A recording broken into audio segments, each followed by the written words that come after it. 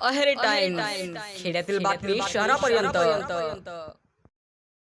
गडचिरोली जिल्ह्यातील अवैध धंद्यांवर कारवाई सुरू असतानाच धानोरा तालुक्यातील मोहली येथे गांजाची लागवड करून विक्री तयार करणाऱ्या आरोपीला गडचिरोली पोलिसांनी ताब्यात घेतले आहे। या कारवाईत आरोपीच्या शेतातून तब्बल 68,12,500 रुपयांचा गांजा जप्त करण्यात आला।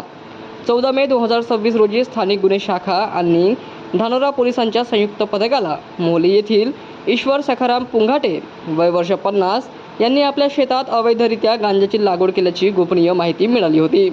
त्यानुसार पोलिसांनी शेतावर छापा टाकून पंचांसमक्ष तपासणी केली असता शेतामध्ये 91 गांजाची हिरवट झाडे आढळून आली।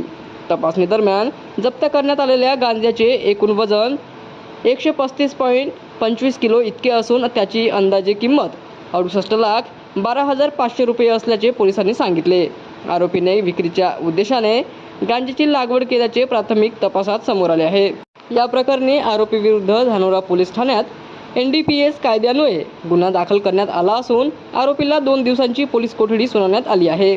या प्रकरणाचा पुढील तपास सहाय्यक पोलीस निरीक्षक प्रशांत जंगले करीत आहेत। ही कारवाई पोलीस अधीक्षक M रमेश यांच्या मार्गदर्शनाखाली स्थानिक गुन्हे शाखा आणि धानोरा पोलिसांच्या पथकाने संयुक्तरित्या पार पाडली।